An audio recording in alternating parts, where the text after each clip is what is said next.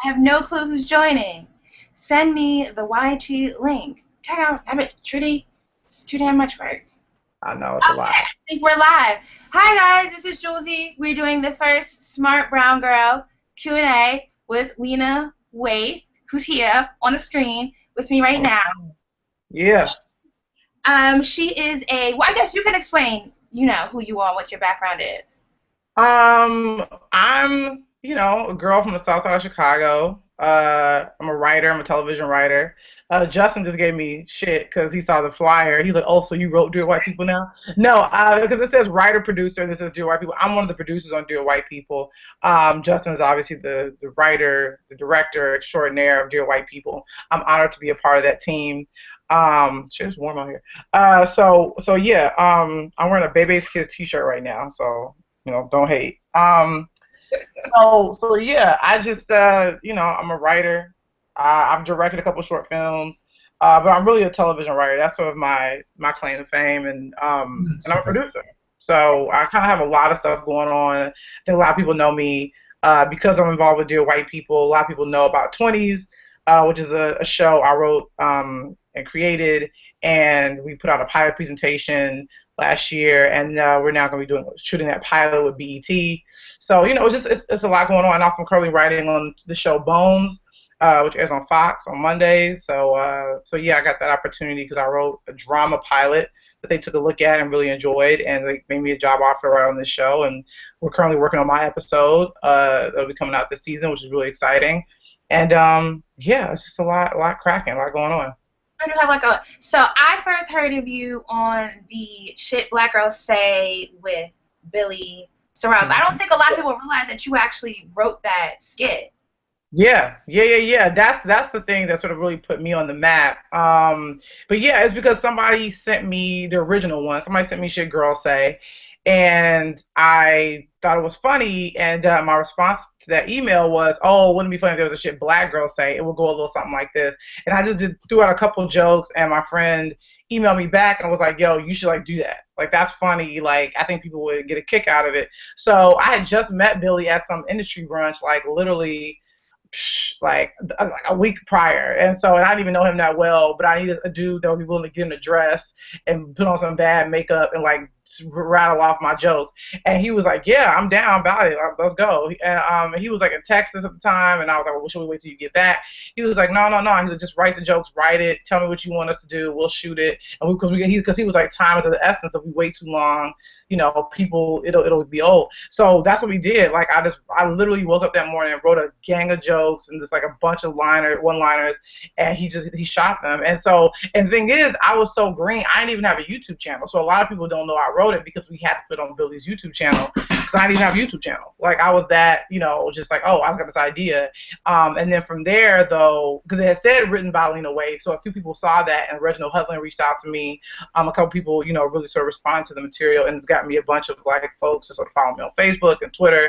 And I really realized in that moment, and I was writing on a TV show at the time, and I was getting all this attention for this thing that I did online, and it really kind of made me realize like the power really is in your hands. Like if you have an idea and you put it out there, people respond. Like it put me on the map in a way that I think I've just been running ever since, and I've sort of really followed that because after that we did a concept trailer for Dear White People, put that online, let the people speak, and we did the same thing for Twenties, and then now we're doing this thing. We have a pilot presentation from our homies, pilot Bros Before Hoes. So it really started this sort of thing that we decided to do where we took our work to the streets to see how they reacted and then let the industry sort of catch up. Okay, so how did you get from the south side of Chicago to LA and working in the TV film business?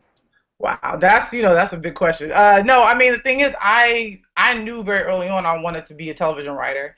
Being on the South Side of Chicago, watching A Different World, watching The Cosby Show, Fresh Prince of Bel-Air, Family Matters, all that stuff. Like I really was like, oh, this is what I want to be a part of. I want to have something to do with this. And so A Different World really just sort of changed the course of my life. And I decided, when it came time to go to school, I went to Columbia College in Chicago because I wanted to learn how to write and produce television. So that was my major, which is like really dope and cool. And, I mean, how many people get to really use their major?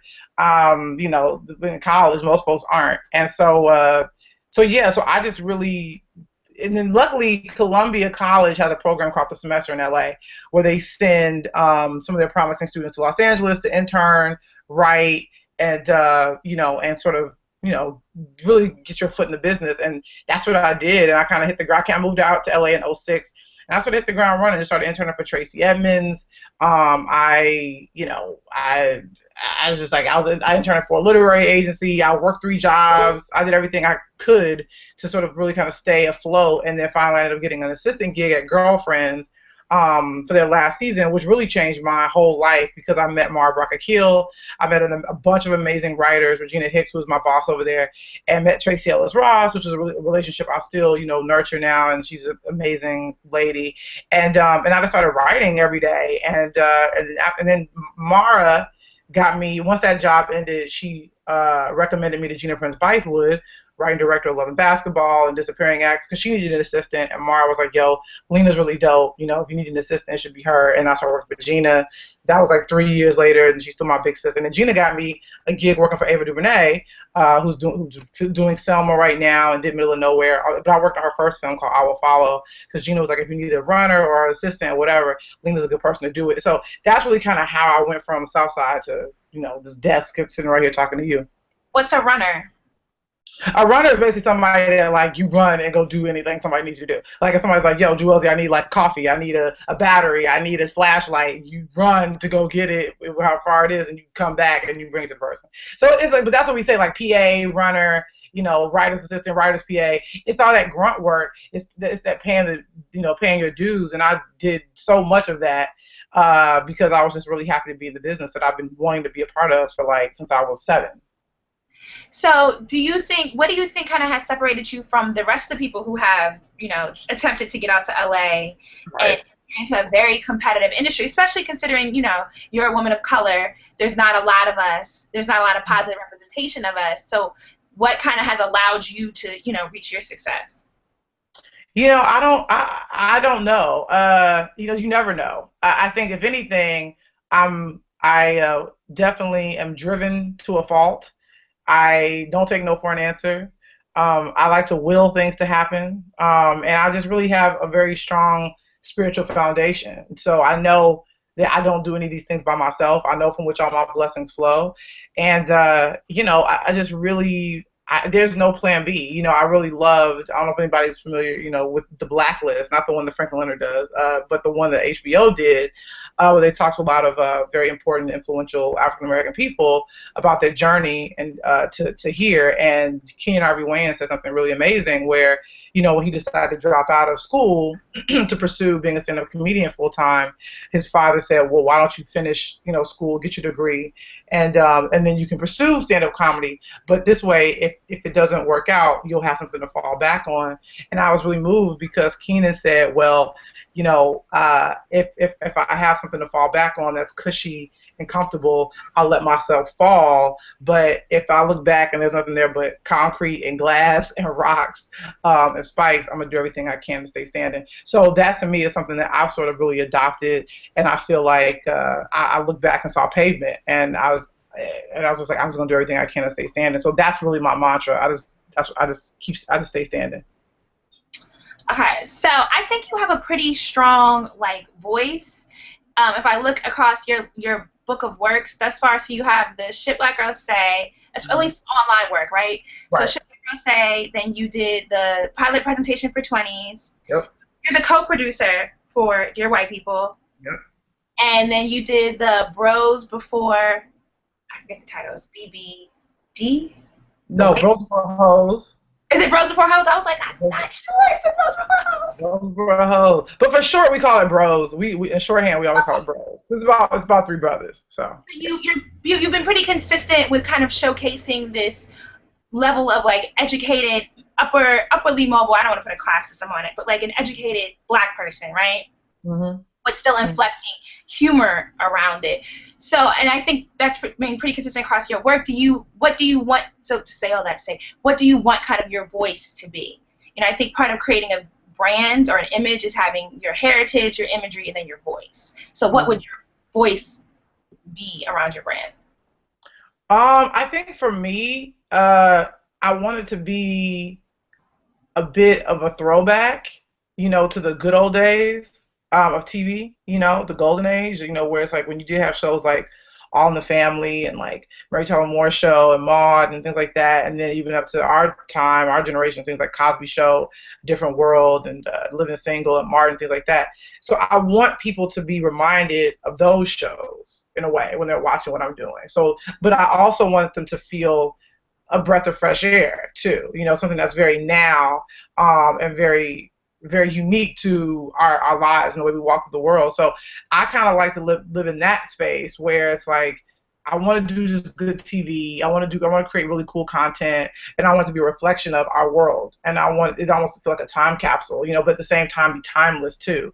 So that really is. I'm always like fine tuning my voice every script. I eavesdrop a lot. I listen. I watch a ton of documentaries. I'm a big people watcher. I observe human behavior.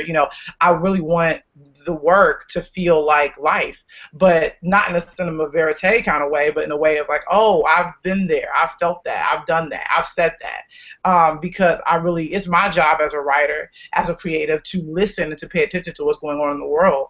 And even though it may not be something very specific to me, even though a lot of my stuff is semi-autobiographical, but I really sort of want to pay attention to what young black women, young black hipsters are saying or doing or thinking. That's really where tampon versus pads came from listening to a conversation about a black girl saying I had to get a tutorial how to use a tampon from some white chick, when I was in the Bahamas. And I was sort of like, what? And a couple other black girls sort of chimed up and was like, oh, yeah, I don't, my mom said that was for girls that, were fooling around, this and that. And I was like, what? So it's like those things I pull from because I want people to feel like, somebody saying something that they've talked about, but say it in a way that's entertaining and funny and cool, and they can kind of relate to it, but also kind of be in a cut and not admit to having said that thing. So I don't know. That's my voice. I just want it to feel honest and real and authentic, but also funny and entertaining and then stylized too. Yeah, like I watched the 20s pilot presentation. I was like, this is like exactly what I'm talking about with Smart Brown Girls, in that it kind of shows the breadth of diversity in being a black woman without kind of sticking you into this box, like having to be super educated or super streamlined, or like I would say a Tyler Perry character. Mm-hmm. It has a little bit more depth to it. For sure. We have a question. Somebody asked a question about becoming a staff writer. So Margot J wants to know, she said, do you suggest writing a spec or a new pilot for landing staff writer positions? That answer would have probably been different if you had asked maybe 5 years ago or 10 years ago. I think it changes depending on the temperature of the industry. But for right now, I completely believe that you should have an original pilot that speaks to your voice, your experience, your personal experience if you can. Because what you're doing is when you go out for a staff meeting, it's sort of like a date. They want to know, like, do I want to hang out with this person? Who is this person? Because, I mean, when you're in the writer's room, you're there from like 10 a.m. till 7, 8 o'clock, 9, 10, sometimes 1 in the morning, depending. So they want to be around people they feel like they can kick it with, but they also want to get a sense of who you are. So if you do an original pilot that's sort of semi-autobiographical, one that's easy to write because it's your experience, you can kind of take some creative license. But two, when you go into a staff meeting, they want to say, oh, great writing, and then they say, where did the story come from? How did this happen? And you can say, well, yeah, it kind of happened to me, and this is how. So now you kept sort of killing two birds with one stone. They're saying they like your writing, and then they're going to ask about you as a person, and you get to sort of tile that into your script and say, and so I went through this thing, and I decided to write about this, and that's really like the best way to kind of get your foot in the door. And because I mean, back in the day when I first came out here, I mean it was '06, but the thing is, when I first came out here, everybody was like, you got to have an original and you got to have a spec. And because and that is still true if you want to get an agent or a manager or some representation, because anybody can write an original pilot and it'd be a fluke and it'd be good. They want to know, okay, well, what else can you do? So you always have to be writing. But the thing is, I kind of felt like I had a spec. I had a 30 Rock spec. I had a Modern Family spec. But the thing was, I wanted to show people that I could mimic the voice of a show, particularly a very predominantly white show, and I could do it well. And so people did really. I got a lot of attention from my 30 Rock spec that I wrote when I first came out here, and it got me in a lot of meetings and a lot of doors. But the thing that really people talked about was this my first pilot that I wrote, which was about a lesbian writer, TV writer, who had a diva mother, and she was sort of stuck in her shadow. And it was about their lives are sort of coming back together and living under the same roof, and people really responded to it because it was sort of loosely based on my life. And then I did Twenties, which is very much about my life and my experience, and people really respond to that, and it's afforded me so many opportunities. So I'm an example. Like if you write about your experiences, people will pipe up and maybe want to meet you and maybe want to hire you. So then I should submit my book as a script. Yeah, come on. I'm about to retweet the fact that we're live right now. I'm about to retweet you, so I'm not paying attention. I actually originally sent that to. I have a friend who produces a show in Norway, and I actually sent it to her like 2 years ago, and she just got back to me like 2 days ago. Wow. Girl, it's already a book now, but I gotta email her back. Okay, so we have a question from Jasmine Gilbert. Mm-hmm. She said she just finished reading Lean In and We Should All Be Feminists, and she loves that you don't shy away from your accomplishments. What advice would you give for a self-assured woman at work? Advice. I mean, I don't know. I'm really self-assured. I tend to walk in my truth, and I definitely live my authentic life, and I say what I feel. I think the thing is to always make sure the intent is coming from the right place. If you have good, kind intentions, even the harshest thing kind of hits somebody the right way.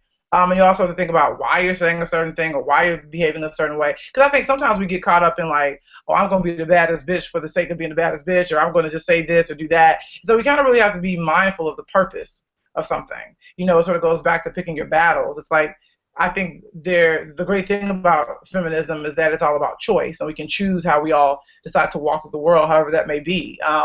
We have the freedom to do that, and that's really what feminism, I think, was all about.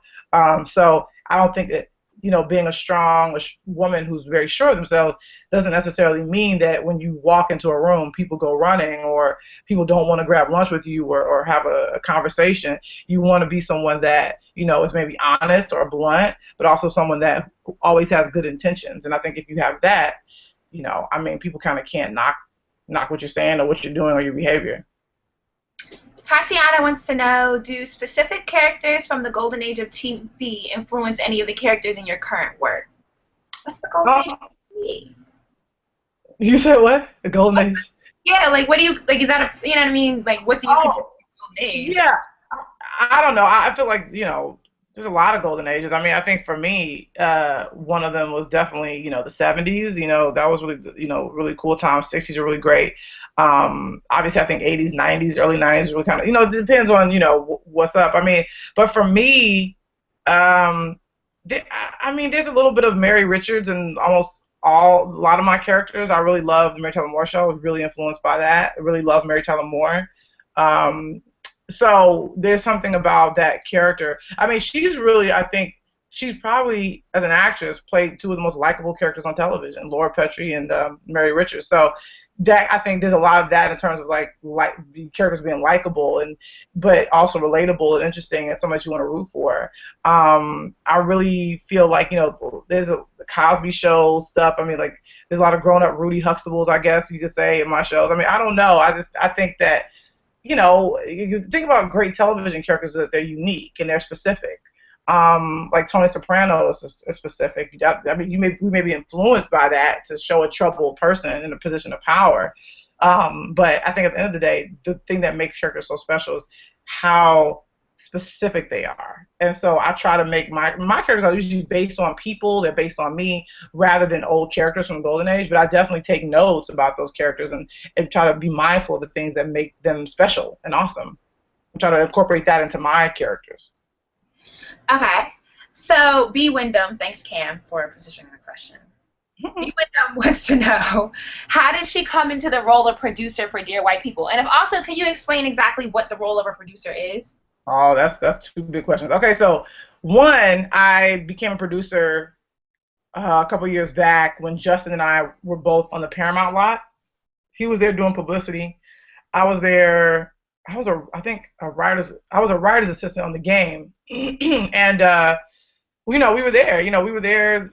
All day, and we would have lunch. And I remember sitting across from him and saying, "Yo, what is going on with that script?" that you introduced to me, because we were in a writers group together, which are really big. A lot of people do writers groups where you get together and you work on scripts and you make them better.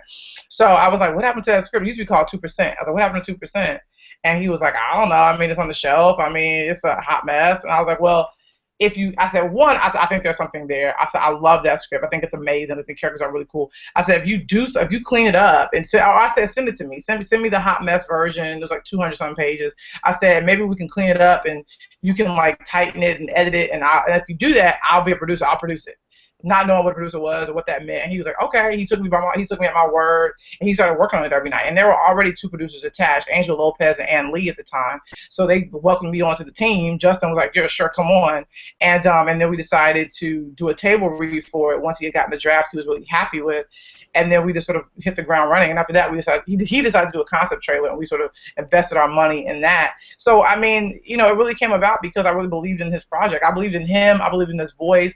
I believed in what it could be. And so I just asked. I said, I want to be a producer. And he said, okay. And that's really kind of how that happened. So I took initiative, really. And then, I mean, what a producer does, that's a question that can never really be answered, because there are certain things. There are certain people that are financial producers. There are certain things called creative producers. There are silent producers. So I was sort of a bit of a creative producer, really, where I gave him feedback on the script. I would sort of maybe throw joke ideas at him. But then when I was on set every day, I was filming, and I would sort of be like massaging his back, telling him he's doing a great job.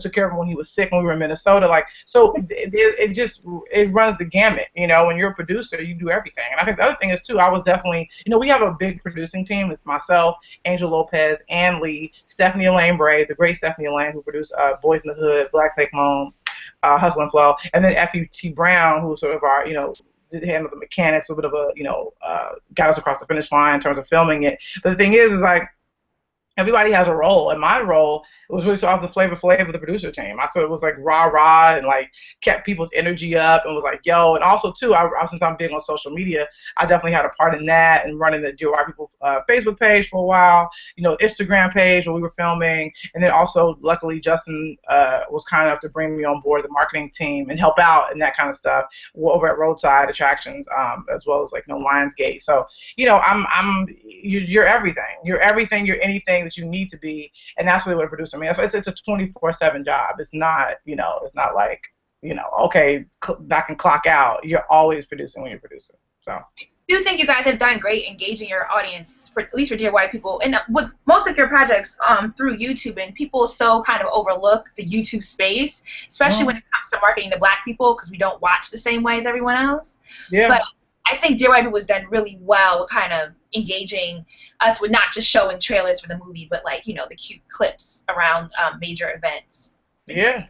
Yeah, and that's really a lot come from Justin. Justin used to work in publicity, and I think it was a really smart move. Like, he went to film school, and then when he left, he started working in PR because he was like, I know how to make a movie. Now I want to learn how to sell one. And I think because of his genius and his marketing know-how, he really sort of guides us. I mean, we sometimes throw out ideas about what if we do this, what if we did that, but for the most part, he really, really knows how to engage an audience. He just does. Okay. So somebody wants to know if there's going to be a UK release for Dear White People. Here's the deal. We can't really, all we can say is that we come out October 17th, and there will be more details to follow. Like, that's all we can give, So I don't want Roadside to get mad at me. But we're having lots of meetings. Tell me when it's important in the States, and then it'll go a lot further. I think we kind of. The thing is, here's the deal. When it comes out, everybody and their mama got to go see it. And if everybody does that, if everybody really gets up and puts their money where their mouths are, it'll open up in a whole ton of places. So at the end of the day, it's like we want everybody to see it. We want to go as far as it possibly can. But right now, I can say as we open October 17th. Okay, so Amber actually wants to know a little bit more about what Dear White People is. I think she's a little confused. She says, I'm guessing that since the title Dear White People is intended for white people, the audience. Wait, I'm guessing that since the movie is titled Dear White People, the intended audience is white people. I personally am excited to see it, but do you think white people will want to see this movie too? Yeah, I mean, I think the thing is, I think what we're doing is very much in the same vein as sort of like Chappelle Show, Boondocks, Key and Peele. It's done by, the artist happens to be African American male, but it's appealing to a wide, broad audience, really. And by that I mean, like, Chappelle spoke to, I mean, hello, I mean, that was like white college boys watching that. Same thing with Boondock. So and Key and Peele has such a huge audience, and so I feel like we're sort of in that vein where it's like it's humor, but it's smart, it's satirical, it's coming from a very sophisticated lens, because that's just Justin's, that's the lens he sees the world in. And I think that the title is definitely tongue in cheek, and it's a satire, and it's supposed to be silly and funny and irreverent. And I think that it's really for everybody. And I think that the cool kids will get it. They'll come out, they'll see it. But also the great thing about it is there'll be a lot of word of mouth about the movie, because a lot of folks, I think, are judging it before they see it. But we're looking forward to people going in, watching the movie, and coming out and sort of hopefully being pleasantly surprised, and hopefully tell a friend, like, yo, this movie is, it's not what I thought it was going to be, and maybe we'll kind of drive more people to the theaters. But it's really for everybody. It's for everybody. Because everybody's living in this post-racial America, this post-Obama society. We're all living in it, and it's about identity, it's about race, it's about being, millennials, it's all these things. And so I kind of feel like anybody and everybody can come and relate to it, whether you're black, Latino, white, gay, straight, doesn't matter, young or old. I just think it's a really cool topic, and it's one that Justin really handles with a lot of humor, a lot of care, a lot of sophistication. Okay, someone said, what happened to the original? I don't know what that means.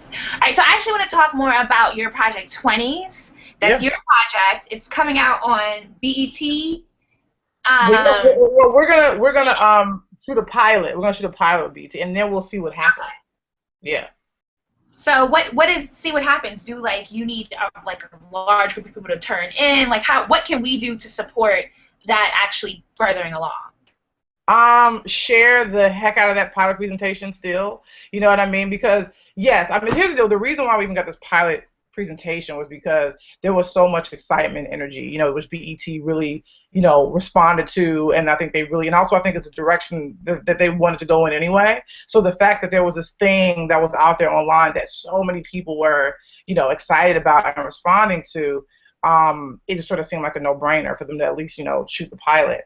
So that's what we're gonna do. We're gonna shoot the pilot, and it's like any other pilot. You shoot it, and then everybody stands back and looks at it and goes, okay, should this be a series? So I think in order to really maybe have them to play to their decision making, it can't hurt if we get all these freaking every video of the pilot presentation past 1 million hits. Like, that's a big deal. That's a big thing. Let's keep it on the tongues of everybody, because I think some people feel like, oh, well, you going to BET and you're good, and it's like, well, no, we're shooting a pilot.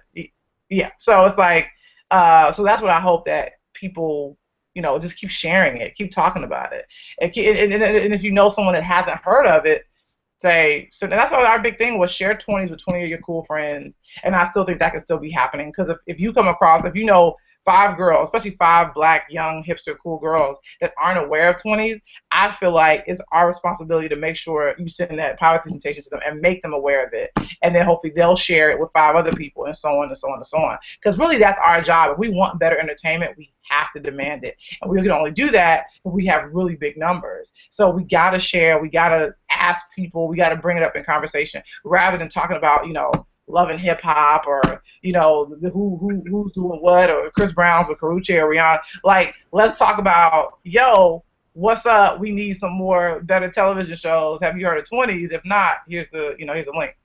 So I want to know who inspired the main character, considering she's a YouTube channel. Well, you know what? Like, I mean, the main character, Hattie, who's named for Hattie McDaniel, is obviously a thinly veiled version of me, and I don't have a blog. Although I'm thinking about maybe starting a thing where people ask me questions, and I'll try to answer them as best as I can. Actually, yeah, I think we're doing that. We're gonna we're gonna get into that. We're gonna talk more about that next week. I'm gonna do a live video with her. I want to come to LA and show her how to shoot a proper YouTube video. Yo, she's chilling. She's trying to figure it out. But but the thing is, I mean, Kid Fury, definitely, I really kind of liked, his videos, like how they're very, like, some of his old ones. I don't think he really has time to do as much anymore. He's on the podcast to read. But, it was very, like, quick, really quick cuts of, like, him just saying, like, random, silly, interesting things. And that's really kind of where I got that idea, where, because I have random thoughts, that I think about that I put on Twitter. It's easy for me to do that, but I kind of thought, what if somebody was saying these things that, like, these little thoughts, and if you cut them up really quickly, like, how would that be? You get a real quick introduction to this person. So that's really sort of where that came from. And also, I love watching people on YouTube. I love the guy from the Scorpion Show. You know what I'm saying? Like, I came to know you really through Twitter, actually, because somebody, I think, introduced us via Twitter. But I'm always on YouTube. I'm always, but yeah, I literally watch this thing called The Scorpion Show like every week, and it's like these two gay black boys out of Philly, and they're amazing and funny. So I kind of really got that idea. I wanted her to be a personality, and I wanted her to not have a job, but I wanted her to have a thing, and I kind of figured what was more interesting to watch would be a vlog. She had a vlog, so that's where where it came from. See, I was thinking you were gonna name some of the beauty gurus because I thought she did like a beauty tinge, but maybe I was just like, oh. No. Like, I mean, like, because to me, if I have my druthers, if we get picked up to series, she'll be a lot like me in that she really won't wear a ton of makeup. Like, that's not her thing. But like me, sometimes for photo shoots and things and events that I have to do, I have to get makeup. I have to get my face beat for stuff, which is such a drastic change. But I would love for her to, be that. Like, I'm not going to be giving beauty tips to anybody, but I'll give you tips on dating or spitting at somebody, or like, industry stuff and things like that. Or also pop culture stuff. Like, she's gonna have opinions about movies and TV shows and things like that. So I kind of want her to speak more to that than the other one. Her friends like are all about makeup and nails and hair and stuff like that. So I think for whatever reason in culture, we tend to always want to say that, something is similar to this. So with Twenties, I've seen a lot of it's similar to Girls or similar to Girlfriends. With regards to you, I've seen you're the black version of Lena Dunham. So how true do you think that is, and what do you think is differentiating, your 20 series and then you yourself from what has preceded you? Well, one, I mean, the Lena Dunham thing, I mean, I completely get that comparison, and a lot of the white bloggers really picked me up very early, like Jezebel did a piece, Refinery 29, Huffington Post did a write-up, so that's their frame of reference, because a lot of the black girl bloggers weren't really checking for, like, none of them really kind of piped up about it. My girl Brittany Daniel over at Clutch did. Obviously, she's a friend and she did a piece, but I mean, it was just a natural thing to go to. So it just sort of stuck, and I get it. My show's about some girls in their 20s living their lives instead of New York, they're in LA, and so I kind of got it. And also, I'm a fan of girls. I'm a fan of girls. I'm a fan of Lena Dunham. I think she's super talented. So I don't mind that comparison. Girlfriends, I get, because it's black girls, but it's sort of a younger generation, obviously. But I mean, at the end of the day, it's different because it's me. Like, I'm not like Lena Dunham. I'm not like Mara. Really, my voice is very different from those awesome, talented ladies. So it just naturally is its own thing. But I get the comparison because that's what we do. We kind of go, well, what is this like? Or what is this thing? I mean, with your white people, we face it. They go, oh, so it's like Do the Right Thing. Oh, it's like School Days. I mean, people want to have a frame of reference. So I'm used to that. But I think what I'm excited about, and I think Justin is too, is about 20s hopefully getting pick up the series and people getting a chance to really see my voice and my show and go, oh, this is kind of different. Oh, it's I get the similarities, but this is a whole new voice, a whole new thing. And same thing with your white people. When people see it, they'll go, oh, it's not really like School Day. It's a different thing. But it's similar. It's in that vein, but it's it's its own entity. And I think that people are going to keep comparing us until they see our work, but that's why we're excited. We're ready for people to kind of really get a sense of what we do. Fire Lily 766 wants to know: are there any particular collaborations or people that you would like to work with whom you haven't? I want to work with Janelle Monáe. I'll put that out in the universe. I'm already kind of like trying to make that pop, and I'm cool with her agent. She actually has the same agent as Justin, so the wonderful Charles King, so the legendary Charles King. So I kind of already put that out there, and because I saw her at the Hollywood Bowl, and I just kind of feel like we're dust from the same star, and I think people forget. I mean, she's trained as an actress, and I'd love to maybe put her in something and not play herself, and So yeah, so I'll definitely speak that into existence. I want to work with Susan Fels Hill, who is the woman who really ran a different world, as a young woman, and she's amazing. The character Whitley was really based on her. Again, like pulling from your own life, and I got a chance to meet her and got to know her, and I still, even though Gina Bythewood is like my big sister and I love her, I still want to collaborate with her. I love her to direct an episode of something of mine. So there's a lot of people I really want to work with. Same thing with Ava. I want Ava to direct something of mine. You know what I mean? So it's like I have a lot of people that I really bang with that I want to work with. So Cam's with the inside intel wants to know. Damn. Cam texts me her questions. She's like, she's ready. I know. Me and Cam's actually know each other from Delaware, which is, Oh, really? Okay. Yeah. Cam's goes hard. Cam's is team Lena, team Dear White People, team everything. Yeah. Like the number one. I bang with her. I appreciate people like that. Like she's gangster. Yes. So she wants to know Courtney Sauls, who is the person that plays Hattie in the 20s pilot. She was concerned about her portrayal of Hattie, knowing that she was based off of you. So were there any concerns on your part during casting and shooting about having a character that's so personal to who you are and who we were going to pick as the actress to portray her? Oh yeah, I mean that was difficult because we were, it was a pilot presentation, so we acted as our own casting directors, me and Justin, as we tend to do. But now, hopefully, we're in a space now we don't have to, we can have some help. We don't have to do that. I now work with an awesome casting director, and it was Marquita Bradley. She cast all of our table read series. She's awesome. She's amazing. But anywho, and Courtney had been in a short film I did, my first short film actually, called Body of a Barbie, starring Shangela.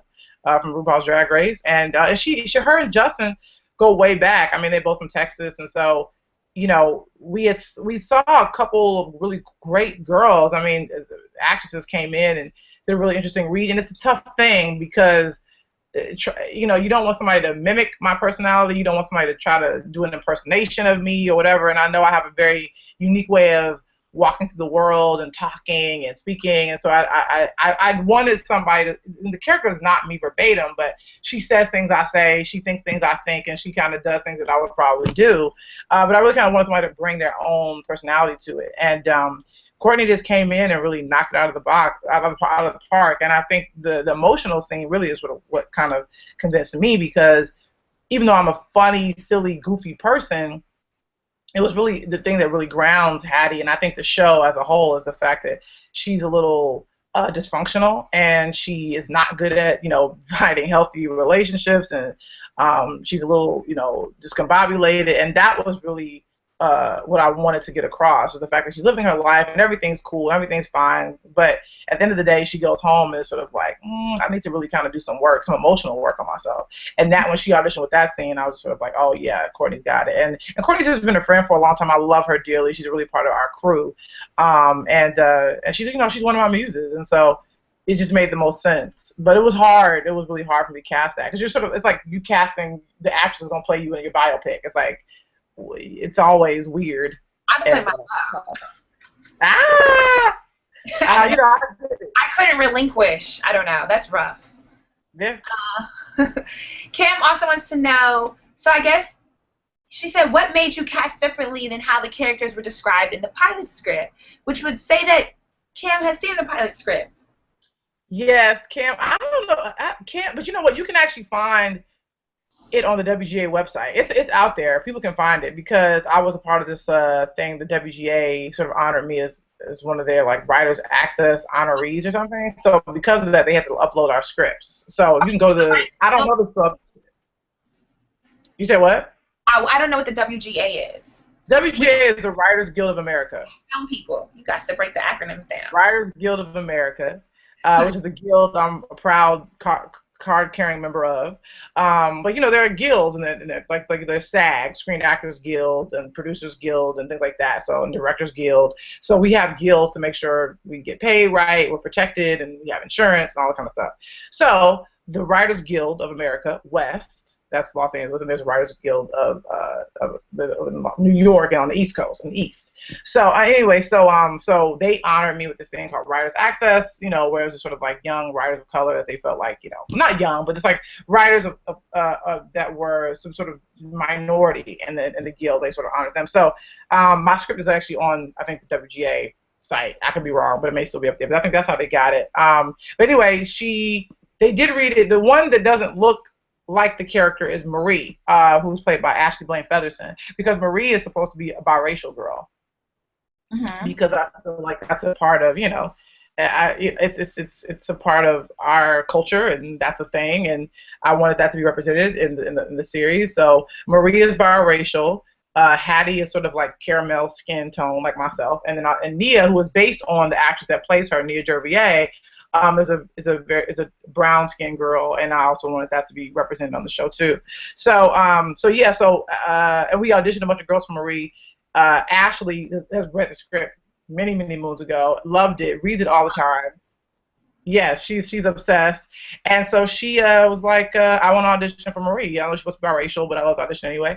I said, "Of course," because she's a friend.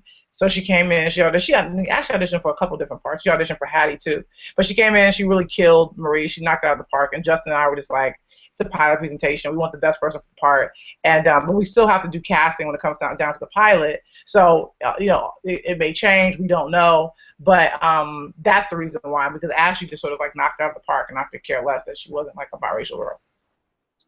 Yeah. Miss Black actually wants to know if you're a fan of Awkward Black Girl. I am. I'm a fan of Awkward Black Girl. I'm a fan of Issa. I'm a fan of all of that. I mean, I think Awkward Black Girl really opened the door for a lot of young Black hipster kids like myself to sort of do some original content online and really kind of get out there and sort of make our voices heard. Because she really was the first real success story, I feel.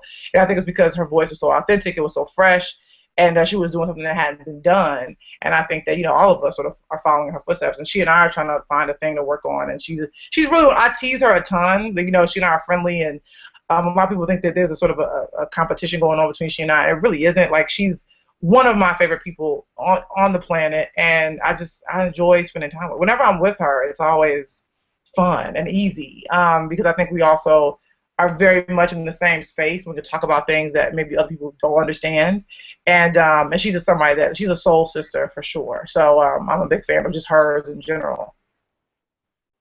Okay, well, I think we're going to start wrapping it up here. Okay. It's almost 2 o'clock. The question's just coming on a delay, so I'm trying to pace it. It's all good. But is there anything in particular that we haven't touched on that you wanted to like? I don't know. I mean, I know the lovely Benjamin Corey Jones would be lovely would be happy if I shouted out his pilot presentation. I was lucky to be a producer on, called Bros Before Hoes. Yes. Yes, go find that link. You can go to. We actually have a Facebook page, so go to Bros Before Hoes. Google that on Facebook. Find all of our stuff. We have like a little website with press, the links, behind the scenes footage, everything you want to know about what a pilot presentation is. So please, Bros Before Hoes, please go check that out. I got a drama pilot that's in the works right now that we are trying to go out with at the moment. There's just a lot of stuff cracking it, and just keep watching Bones, please. I'm sure the people over at Fox will be happy to hear me say that. Watch Bones. Is new every Monday right now, so check your local listings.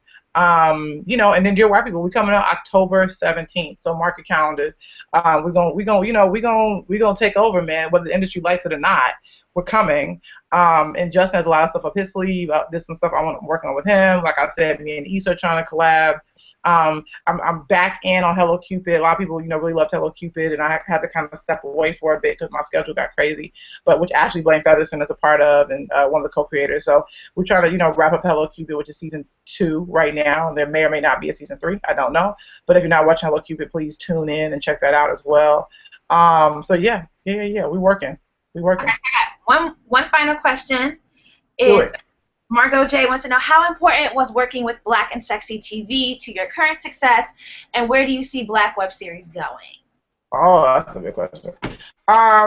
Well, I think Black and Sexy, I'd already been talking to Dennis and Numa for a while anyway, just because they're Black and artists and awesome and cool, and I really loved It's a Good Day to Be Black and Sexy. So once Shit Black Girls Say, because we have been messaging each other and communicating on social media, but once Shit Black Girls Say hit, they reached out and had me come to the crib, and I really sat with them, and we had a really great conversation, and we talked about finding the right project to collaborate on. Then, Ashley Blaine Featherston approached me. She wanted to do something. Hello Cupid is sort of what I sort of whipped up, and she, helped me figure that out because it's sort of loosely based on her experiences, and they came on board, let us put it on their channel. They tweaked it a little bit as well with the idea, so that foursome kind of came together to create Hello Cupid, which is really cool. And I think what it does is I think Hello Cupid has helped all of us really. I mean, it's really helped build Black and Sexy's brand, my brand as well, and particularly Ashley's brand too. So I mean, I just think for the most part that really just collaborating is always a good thing if it makes sense, because it just builds everybody's brand and helps people to know more about what you got going on. And in terms of the Black web series, I mean, I don't know, it's a little rough out there, to be honest.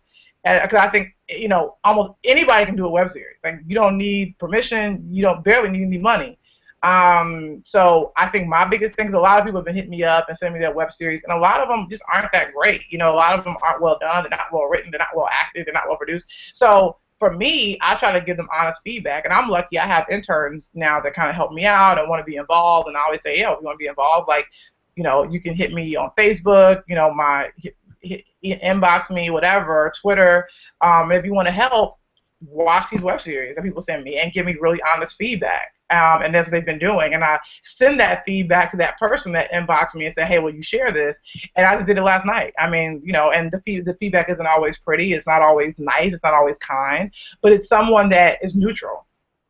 Yeah. So that doesn't know you, and they're watching it, and they're saying, this is why I didn't get this character. The opening was too long. Like, I feel I couldn't hear it in the last part. And it's something that their friends aren't telling them. They're just saying, oh, yeah, I'll share it, or, yeah, cool, girl, I'm glad you got a web series, congrats. Or they'll wonder, why is my web series not a huge hit, or why is it not going viral? And I'm like, well, probably because it's just not very good. So my thing is with Black web series, I really want us to rise above and be great and be wonderful. That doesn't necessarily mean to go spend a bunch of money, because I don't think Issa, the cool thing about Awkward Black Girl was that it was low budget, but it was really funny, it was really well written, and it was very specific and really smart. So it's like, if you're going to have a low budget web series, it better be whip smart, and it better really have a specific voice.